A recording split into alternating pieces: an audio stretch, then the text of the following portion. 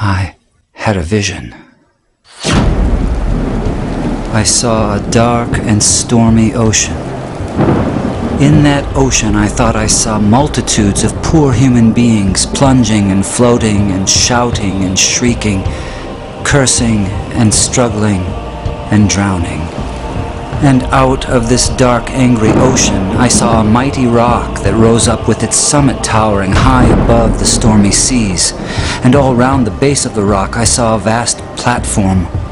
And on this platform, I saw with delight a number of the poor wretches continually climbing out of the angry ocean.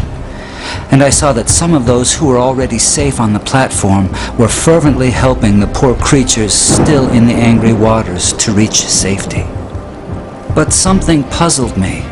Although they had all been rescued at one time or another from the ocean, nearly everyone seemed to have forgotten all about it. Anyway, the memory of its darkness and danger no longer troubled them. And what was equally strange and perplexing to me was that most of these people did not seem to have any care, that is, any agonizing care, about the poor perishing ones who were struggling and drowning right before their eyes. But then I saw something wonderful. I saw a great being from above come straight from his palace, right through the dark clouds. And he leapt right into the raging sea among the drowning people.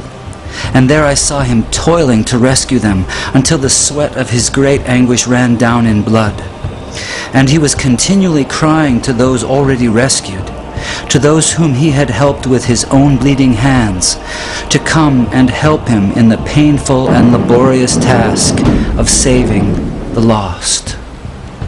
But the strangest thing of all was that those on the platform to whom he called were so taken up with their trades and professions and money-saving and pleasures and families and community and gatherings and religions and arguments about it that they did not respond to the cry that came to them from this wonderful being who had himself by his Spirit gone down into the sea.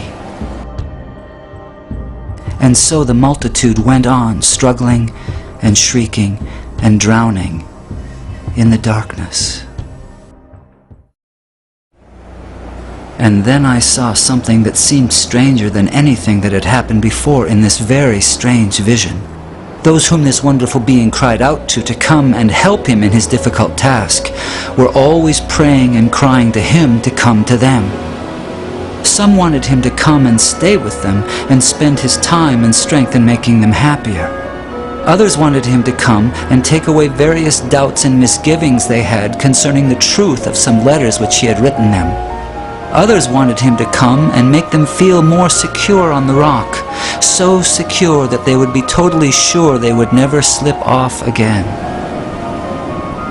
They used to meet and get as close to the rock as they could, and looking towards the mainland where they thought the great being was, they would cry out, "Come to us, come and help us."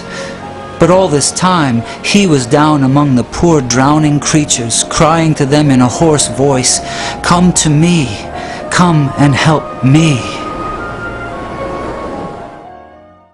And then I understood it all. It was plain enough. That sea was the ocean of life, the sea of real actual human existence. Those multitudes of people struggling in the stormy sea were the billions of sinners from every race, language, and nation. That great sheltering rock was Calvary, the place of the cross, and the people on it were those who had been rescued from sin and hell and who professed to be followers of Jesus Christ. That mighty being who called to them from the tempest was the Son of God, the same yesterday, today, and forever, who is still struggling to save the dying multitudes about us from this terrible doom of damnation, and whose voice can be heard above the music and machinery and noise of life, calling on the rescued to come and help him save the world.